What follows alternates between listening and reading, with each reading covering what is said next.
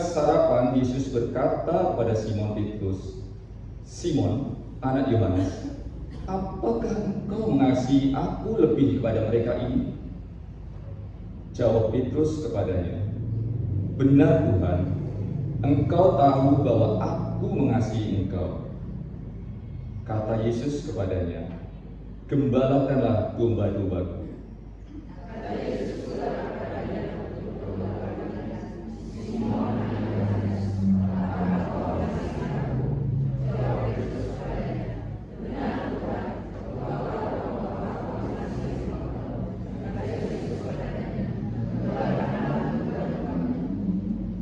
Kata Yesus kepadanya untuk ketiga kalinya, "Simon, anak Yohanes, apakah engkau mengasihi aku?" Maka sedih hati Petrus karena Yesus berkata untuk ketiga kalinya, "Apakah engkau mengasihi aku?" Dan ia berkata kepadanya, "Tuhan, engkau tahu segala sesuatu. Engkau tahu bahwa aku mengasihi engkau." Kata Yesus kepadanya, "Gembalakanlah domba-dombaku."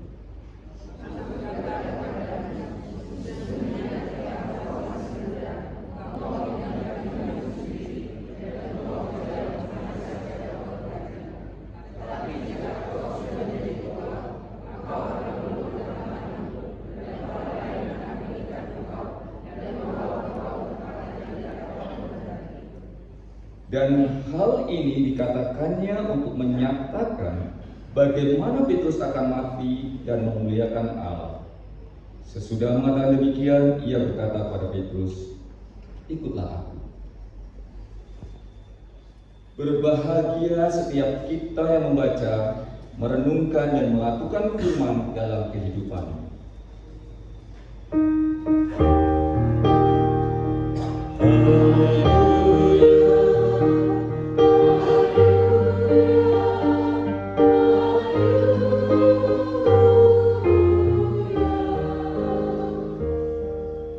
Salam Bapak Ibu. Shalom. Selamat pagi. Pagi. Apakah hari ini ada sukacita? Amin. Bapak Ibu, hari ini cuacanya cerah. Apakah Bapak Ibu cerah juga? Cerah banget. Cerah itu terlihat segar, terlihat terang seperti matahari pagi yang hari ini terbit. Ketika matahari pagi terbit dan cerah, itu membawa spirit bagi kita yang akan berangkat ke gereja, memberi semangat bahwa pagi ini adalah pagi yang cerah, membawa semangat. Kalau matahari pagi terbit cerah, kelihatan terang, kelihatan menampakkan cahayanya. Coba Bapak Ibu lihat kiri kanan Bapak Ibu, tanyakan, apakah ada sukacita? Apakah ada sukacita? Ingin gak? Sama seperti ketika kita melihat mentari pagi bercahaya cerah, kita sukacita. Coba bayangkan kalau tadi berangkat tiba-tiba mendung atau hujan deras, tentu langsung nggak jadi berangkat, bisa jadi. Atau pakai mantel, bagus, itu niat banget. Bapak Ibu yang terkasih, firman Tuhan pada hari ini adalah diberi judul Yesus bangkit hidup dipulihkan. Kita ingat hari ini adalah minggu ketiga Paskah. Perikop ini terbagi menjadi 3 bagian. Kita akan melihat mengapa hari ini kita akan belajar perikop ini. Bapak Ibu, pernahkah kehilangan orang yang begitu dikagumi, orang yang begitu disayangi, orang yang begitu melindungi, pokoknya orang yang dimana kehadirannya sangat kita rasakan? Bisa jadi suami, bisa jadi istri, bisa jadi anak, bisa jadi orang tua kita. Apa yang Bapak Ibu Saudara rasakan? Pasti, kalau bahasa Jawanya kalau tidak salah kita pasti ada lungkrah. Betul ya? Lungkrah, lesu, letih, hilang pengharapan.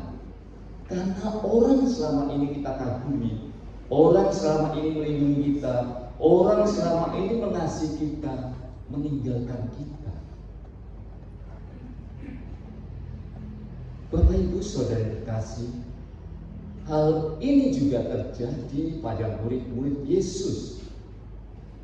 Ketika murid-murid Yesus melihat rangkaian peristiwa yang terjadi kepada guru mereka, Yesus, mulai dari peristiwa penyaliban, mulai dari pemakaman kebangkitan Yesus, itu membuat murid-murid sedih, membuat murid-murid kehilangan pengharapan, membuat murid-murid lupa akan tugas yang harus mereka jalankan di saat mereka bersama guru mereka.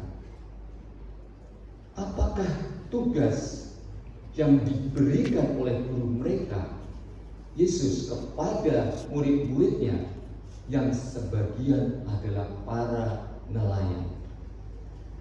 Bapak Ibu Saudara terkasih, jika Bapak Ibu memperhatikan apa yang dipesankan kepada Yesus untuk para murid di saat Yesus meninggalkan mereka, kita dapat memperhatikan di dalam Lukas 5.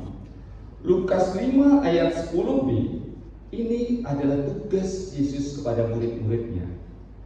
Kata Yesus kepada Simon, "Jangan takut, mulai dari sekarang engkau akan menjala manusia." Engkau akan menjala manusia. Itu adalah tugas yang disampaikan kepada murid-muridnya yang saat itu berprofesi sebagai nelayan, penjala ikan. Tetapi apa yang terjadi ketika Yesus disalibkan, Yesus mati, bangkit, dan meninggalkan mereka?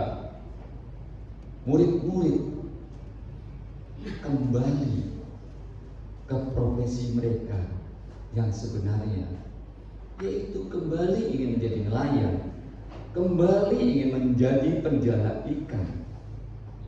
Dimulai di Petrus. Petrus murid yang dituakan mengatakan bahwa di ayat 3, kata Simon Petrus kepada mereka, "Aku pergi menangkap ikan." Kemudian karena Petrus yang dikuatkan ingin kembali menjalankan profesinya menjala ikan, maka murid-murid yang lain mengikutinya. Kata mereka kepadanya, "Kami pergi juga dengan engkau." Mereka berangkat lalu naik ke perahu. Mereka meninggalkan pesan Yesus bahwa sekarang ikutlah aku menjadi penjala manusia di saat Yesus bersama mereka. Tetapi ketika Yesus sudah tidak bersama mereka, mereka justru keluar jalur dari apa yang ditugaskan oleh Yesus untuk menjadi penjala manusia. Apa yang terjadi ketika mereka kembali bertugas sebagai penjala ikan? Kita perhatikan ayat 4, ayat berikutnya. Ayat 3, "Kami pergi juga dengan engkau." Mereka berangkat lalu naik ke perahu. Apa yang terjadi? Tetapi malam itu mereka tidak menangkap apa-apa. Jadi ketika mereka kembali menjadi nelayan, menjala ikan, mereka tidak menangkap apa-apa, alias jong. Dan di saat mereka tidak mendapatkan apa-apa, tanpa mereka sadari, tanpa mereka tahu dan tidak mereka kenal, ternyata Yesus masih memantau mereka dari pinggir pantai dan mengarahkan mereka untuk menebalkan jala ke sebelah kanan perahu. Apa yang terjadi? Tangkapan ikannya pun melimpah sehingga membuat mata mereka terbuka bahwa itu adalah Yesus. Jemaat yang terkasih, jika kita melihat kejadian ini, bagian pertama kita akan melihat bahwa Yesus tidak akan pernah membiarkan orang-orang yang sudah masuk dalam rencananya akan lari dari jalur jika pun mencoba selalu gagal. Bukankah murid-muridnya mencoba keluar dari jalur apa yang ditugaskan oleh Yesus untuk menjadi penjala manusia? Secara praktis mereka memang menjadi penjala ikan, tapi secara prinsip sebetulnya Yesus menugaskan jadi penjala manusia. Apa bedanya penjala ikan dengan penjala manusia? Jika Bapak Ibu memperhatikan nelayan menjala ikan, berarti menjala yang hidup. Ketika nelayan ke lautan, dia akan menjala ikan yang hidup. Setelah didapat, kemudian apa? Dimatikan, diolah. Itu penjala ikan. Menjala yang hidup, kemudian dimatikan. Tetapi mengapa Yesus memakai istilah penjala manusia? Kalau penjala manusia sebaliknya, menjala yang mati untuk hidup, artinya bukan berarti menjala yang sudah orang-orang meninggal. Tetapi justru Yesus menugaskan kepada mereka bahwa tugasmu adalah menjala manusia yang berdosa, manusia yang mati dalam arti manusia yang berdosa. Mengapa perlu dijala? Karena supaya memperoleh hidup yang kekal. Itu bedanya mengapa Yesus memakai ikutlah aku menjadi penjala manusia. Karena kehadiran Yesus ke dunia adalah untuk menjala manusia, untuk menyelamatkan manusia dari dosa, supaya mendapatkan hidup yang kekal. Kehadiran Yesus di tepi danau itu untuk memastikan murid-muridnya sebetulnya setelah aku tinggalkan apa yang terjadi. Yesus memantau, ternyata murid-muridku mulai ingin pindah jalur, ingin kembali menjadi penjala ikan yang sesungguhnya, tidak menjadi penjala manusia. Itu bagian pertama yang bisa kita ambil dari perikop ini. Kemudian bagian kedua, ketika Yesus melihat murid-muridnya keluar jalur dari tugas yang diberikan kepada murid-muridnya untuk menjadi penjala manusia, tetapi justru menjadi penjala ikan. Apakah Yesus marah? Tidak. Apakah Yesus menasihati mereka? Tidak. Apakah Yesus mengkhotbahi para murid? Tidak juga. Kenapa? Karena Yesus tahu yang mereka butuhkan itu bukan nasihat, apalagi khotbah, tetapi kebutuhan jasmani. Mengapa para murid membutuhkan kebutuhan jasmani? Karena Yesus tahu bagaimana mereka sepanjang malam di tengah lautan mencoba menebarkan jalan, tetapi tidak menangkap apa-apa. Bukankah seorang nelayan ketika pergi ke tengah lautan ingin menangkap ikan, ingin menjala ikan, tetapi tujuan mereka ingin mendapatkan ikan, tetapi semalaman ternyata tidak menangkap apa-apa. Kemudian Yesus tahu ketika seorang nelayan di tengah lautan pada malam hari sudah sepanjang malam tidak mendapatkan ikan, pasti kedinginan. Sepanjang malam pasti mereka kedinginan. Kemudian Yesus tahu seorang nelayan, murid-muridnya ketika di tengah lautan, mereka bekerja keras untuk menjala ikan. Mereka kelaparan, mereka kedinginan. Yesus tahu itu adalah kebutuhan jasmani para muridnya. Oleh karena itu, Yesus memberikan bukan nasihat. Petrus, kenapa kamu menjadi nelayan lagi? Petrus, kenapa kamu melupakan tugas menjadi penjala manusia? Bukan dengan khotbah seperti itu, bukan dengan nasihat seperti itu, tapi Yesus memberikan sesuai kebutuhan murid-muridnya saat itu adalah kebutuhan jasmani. Ketika sepanjang malam mereka tidak menangkap apa-apa, maka Yesus memberi solusi. Yesus menyuruh menebarkan jala ke kanan. Akhirnya apa? Mereka dapat ikan. Tadinya mereka melebarkan jalan di sebelah kiri dan tidak dapat apa-apa John. Yesus memberikan, pindahkan sebelah kanan. Dan benar, banyak ikan. Kemudian Yesus tahu bahwa mereka kedinginan. Kalau orang kedinginan, apa yang dibutuhkan? Kehangatan. Maka di ayat 9 Yesus menyediakan api supaya murid-muridnya tidak kedinginan. Lalu kalau sepanjang malam mereka bekerja keras, mereka kelaparan. Apa yang dilakukan Yesus? Yesus menyediakan makanan berupa roti dan ikan. Yesus tahu betul apa yang dibutuhkan oleh murid-muridnya saat itu. Walau Yesus tahu mereka sudah tertangkap basah, mereka tidak ingat dengan pesan Yesus di saat mengajak murid-murid menjadi muridnya. Ikutlah aku menjadi penjala manusia. Yesus tidak marah, Yesus tidak menegur, menasihati mereka. Kenapa?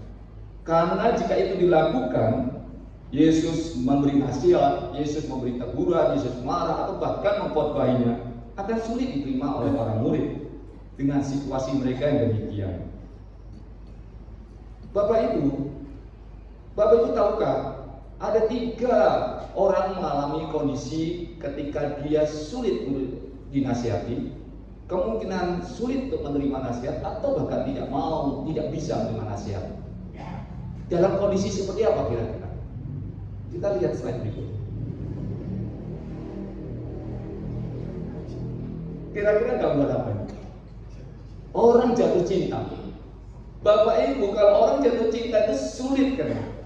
Apalagi jatuh cinta. Coba Bapak Ibu ketika lihat anaknya jatuh cinta, coba Bapak Ibu nasihati. Duh, mbok yo coba karo cakae, wis kurus, ireng, cilik, elek. Kalau orang jatuh cinta pasti nggak terima. Bapak Ibu apa sih?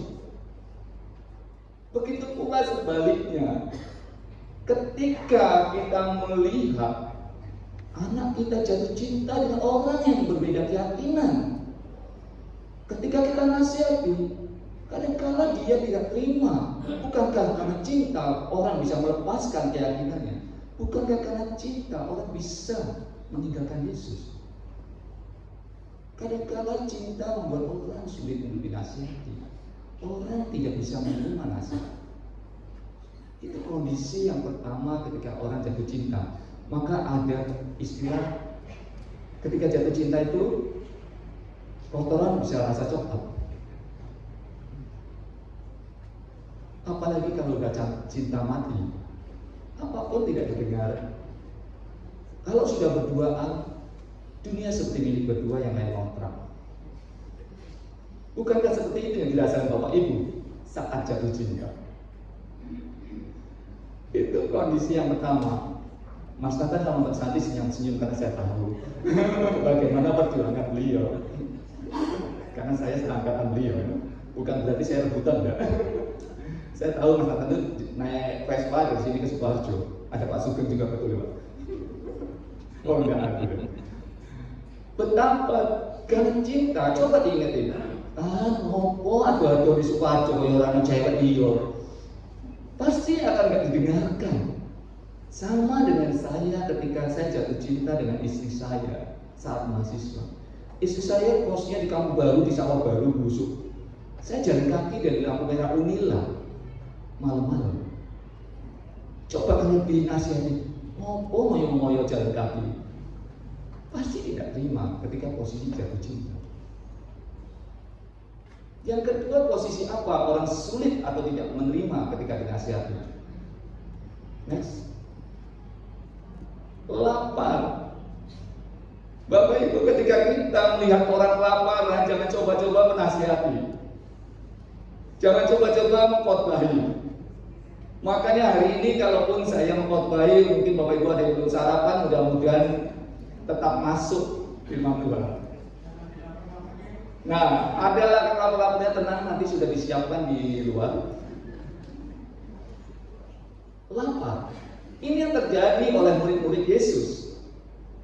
Murid-murid Yesus lapar. Kalau orang lapar, apa yang dibutuhkan? Makanan, kebutuhan jasmani. Orang lapar nggak butuh firman. Orang lapar nggak butuh nasihat. Orang lapar butuh makanan. Bukankah itu yang dilakukan oleh Yesus ketika melihat murid-muridnya lapar? Memberikan murid-murid untuk menebarkan jalan dapat ikan. Memberikan, menyiapkan roti dan ikan. Yang ketiga, jangan pernah sekali-kali Bapak Ibu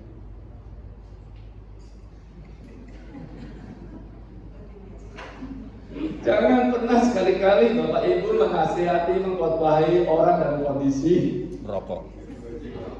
bukan merokok ya. Jangan fokus ke merokoknya. Nanti saya bisa diprotes sama ahli hisab. Dikira kalau ahli hisab sulit dinasihati. Saya tidak. Tapi saya fokus kepada orang gila. Bukan berarti merokok orang gila ya. Bukan berarti yang merokok gila. Tapi kita perhatikan.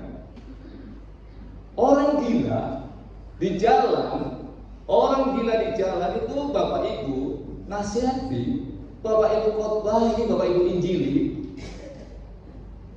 pasti nggak masuk. Waras aja nggak masuk, apalagi gila. Oke, itu yang terjadi ketika Yesus melihat murid-muridnya kelaparan. Yesus sungguh memahami situasi para murid, sehingga apa yang dibutuhkan para murid itu yang Yesus sediakan. Bukankah itu juga mengingatkan kepada kita? Ketika kita melihat saudara-saudara kita, melihat keluarga kita, melihat anak kita, ketika orang tua cenderung segera menasihati ketika melihat anaknya keluar jalur, padahal bisa jadi kebutuhannya bukan nasihat. Bukankah kita kadang suka ketika melihat misalnya orang tidak berangkat ke gereja, langsung mengeluarkan firman Tuhan, janganlah menjauhi diri bersekutu orang-orang beriman. Padahal bisa jadi dia tidak punya uang untuk ongkos ke sini. Bisa jadi kondisinya sakit. Bukankah kita terpanggil untuk memberikan sesuai dengan kebutuhan? Itu yang kita pelajari bagian kedua dari perikop ini. Yang ketiga, ketika murid-murid sudah mendapatkan ikan, murid-murid sudah mendapatkan kehangatan, murid-murid sudah mendapatkan roti dan ikan, tentu kondisinya sudah sehat, pulih, senang. Setelah tangkapan ikan limpah, badan sudah hangat, perut sudah kenyang, maka apa yang dilakukan? Barulah Yesus mengingatkan para murid akan komitmen awal mereka sebagai penjala manusia. Bukankah lebih mudah kita menasihati ketika orang sudah tidak kelaparan, ketika orang sehat, ketika orang sudah dalam kondisi baik? Petrus dan murid-muridnya, khususnya Petrus, ketika kita melihat mereka sudah kenyang, mereka sudah hangat, mereka sudah sehat, baru Yesus mengingatkan tentang tugasnya. Diawali dengan pertanyaan, apakah engkau mengasihiku? Simon anak Yohanes, apakah engkau mengasihi aku lebih daripada mereka ini? Apa jawab Petrus? Benar Tuhan, engkau tahu bahwa aku mengasihi Yesus. Kata Yesus kepadanya, gembalakan domba-dombaku. Bukankah itu tugas? Ketika Simon dipertanyakan kembali, apakah engkau mengasihi aku? Benar Tuhan, sampai 3 kali untuk meyakinkan Petrus. Dan jawab Petrus tetap konsisten, benar Tuhan. Maka Yesus tetap mengingatkan, Gembalakanlah domba-dombaku. Bapak Ibu, saudara terkasih, bukankah apa yang ditanyakan Yesus itu juga berlaku untuk kita? Kalau di sini Simon anak Yohanes diganti dengan Bapak Ibu. Bapak Ibu jemaat di KSBS Tanjung Karang, apakah engkau mengasihi Yesus daripada yang lain? Apa jawab Bapak Ibu? Benar. Aku mengasihi Yesus lebih daripada yang lain. Bukankah pertanyaan yang diberikan Yesus kepada Petrus itu juga berlaku pada kita saat ini? Kemudian kalau kita mengatakan benar Yesus, aku mengasihimu lebih daripada yang lain. Ingat, ada tugas. Gembalakanlah domba-dombaku. Bukankah Bapak Ibu saat ini ketika sebagai orang tua diberi tugas untuk menggembalakan anak-anaknya? Bukankah Bapak Ibu di tempat kerja misalnya sebagai guru maupun dosen diberi tugas gembalakanlah mahasiswa dan murid itu sebagai domba? Bukankah kita juga diberi tugas untuk bagaimana kita menjaga domba-domba yang ada di sekeliling kita? Bukankah kita juga diberi tanggung jawab sama seperti Petrus? Jemaat yang terkasih, saya ingin mengajak, hari ini saya lihat Bapak Ibu banyak yang pasangan. Coba tanyakan kepada pasangannya di sebelah kanan atau kiri, dimulai dari bapak-bapak. Coba tanyakan, boleh namanya boleh, contoh. Ganar, apakah engkau mengasihi aku lebih daripada yang lain? Di belakang.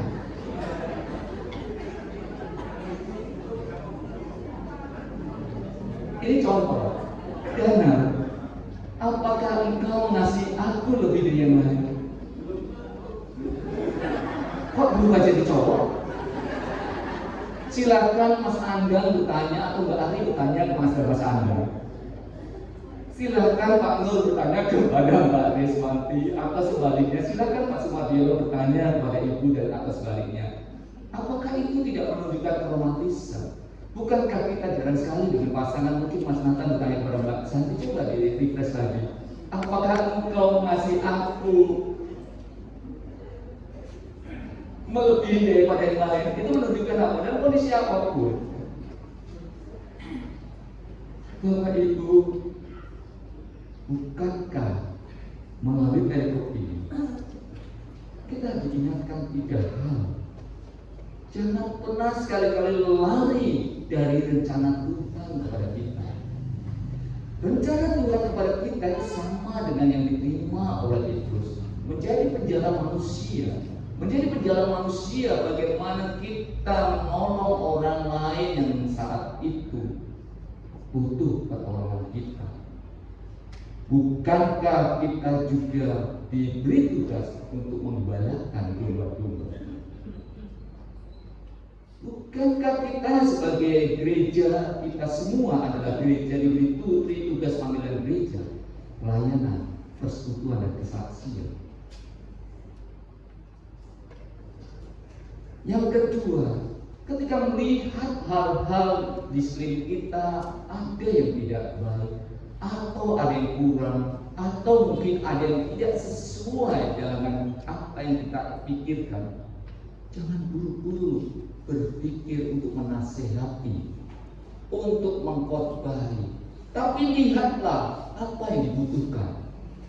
Kalau memang membutuhkan kebutuhan jasmani, bantulah. Bukankah ketika jemaat sedang kebanjiran, itu yang dibutuhkan kebutuhan jasmani dan kita semua memberikan? Apa masuk kalau kita tiba-tiba memutus telepon untuk berkhotbah di sedang saat banjir? Nggak masuk, karena tidak sesuai kebutuhan. Kemudian ketika kita mendapat berkat melimpah, kita sehat, kita baik-baik saja, kita tidak mendapat masalah. Jangan lupa, kadang-kadang kita lupa akan tugas panggilan kita menjadi penjala manusia. Panggilan dan tugas kita menggembalakan domba-domba, seperti Petrus yang lupa akan tugas dan panggilannya. Jangan lupa tugas kita sama seperti yang ditugaskan Yesus kepada Petrus. Karena dengan kehadiran kita ini adalah murid-murid sama seperti Petrus. Mari buktikan bahwa kita juga mampu menjadi murid-murid yang taat akan panggilan tugas dari Tuhan kita Yesus Kristus. Buktikan bahwa Yesus ada.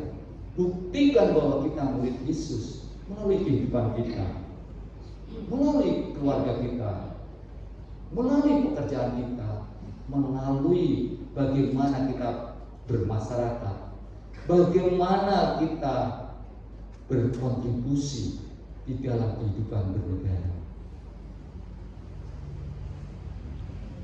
Selamat menjalankan tugas menjadi penjala manusia dan menggembalakan domba-domba. Tuhan Yesus memberkati.